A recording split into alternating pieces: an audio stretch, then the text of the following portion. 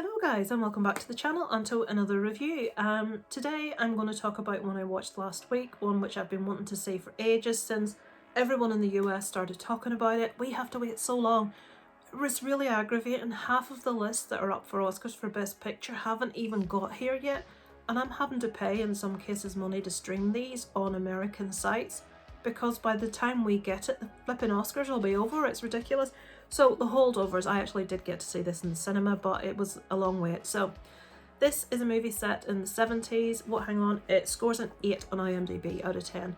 Set in the 70s, it stars Paul Giamatti among loads of other people, but I'm just picking him out because he's awesome in this. So he plays a kind of disgruntled, grumpy old, I think, classical studies teacher at an all-boys boarding school. Now this movie has been described as a Christmas movie. It definitely is set over the Christmas period, but for me personally, who watched it mid-January, I don't feel you need to watch this at Christmas. Although I can see that if you did, it would be like one of those that would stay as a staple, like a classic. So I think you know what I thought of it already.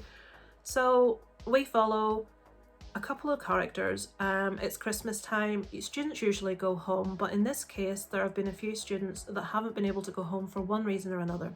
And one of these is a character called Angus, and his parents are very rich. They're off doing this, that and the other, well, his mother and his stepfather.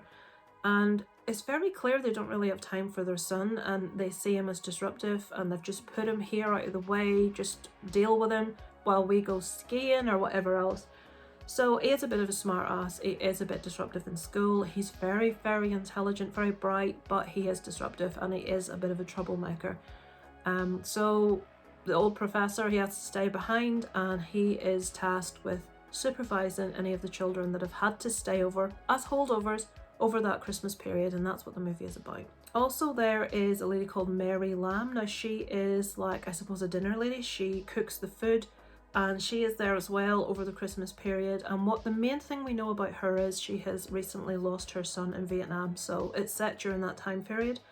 And it's very much put across during the movie that if your son wasn't lucky enough to be accepted into one of these prestigious schools and get this sort of like future, that he would be drafted for Vietnam. And most young men, I'm sure as you can imagine at that time, did not want to be drafted to go to Vietnam. So Angus is terrified in this movie, even though he is a disruptive character that could very easily be kicked out. If he gets kicked out, he's going to be sent to military school, and his future is Vietnam, which obviously is not something he wants to do. So the movie follows the relationship between these three characters, mainly the teacher and pupil, and how they start, how they move to feeling about each other, how they end feeling about each other. It's a movie that will evoke a lot of emotions. A lot of the movie is very sad, it's very poignant in places, it's really funny in places. It's a real character study. It is something you need to be willing to sit down and watch and follow and listen to. It's not something that has loads of stuff happening in it, but it's something that is really rewarding if you enjoy this kind of movie. If you enjoyed movies like Dead Poets Society, Goodbye Mr. Chips, I think you will enjoy this, but you really need to be willing to sit and watch it and concentrate on it. The characters are so believable, they're so likeable, or in some cases dislikable, is that a word? That you can't help but feel for them, and we all know that's my main thing. I need to feel for these characters, and I do. In every case of any character, I felt something. I just feel it's implicitly acted. The chemistry between the characters is fabulous.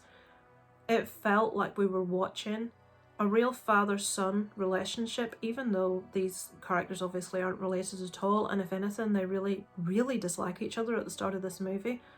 We see a lot of people being let down, we see a lot of adversity, we see decisions that were perhaps the wrong ones to make, the implications of that, the support that they maybe offer each other in the movie. You see real true love in this, and it's a beautiful thing to see. You see this love develop, and something that one person's willing to do for another is a really beautiful, heartwarming thing to see. I loved it. I thought it was fabulous. I've scored it a 4 out of 5. I would thoroughly recommend it, but only to those people that want to sit down and just be taken along on a really nice, poignant story. It is set in the 70s. It very much feels like a 70s movie. I have heard criticism about how it's filmed and people saying it's pretentious. I didn't personally feel that at all. I also loved the soundtrack in this. I loved the music that was chosen. I thought it was fabulous. The performance in this of Paul Giamatti, if I'm pronouncing that right, is fabulous. He is brilliant in this, absolutely spot on.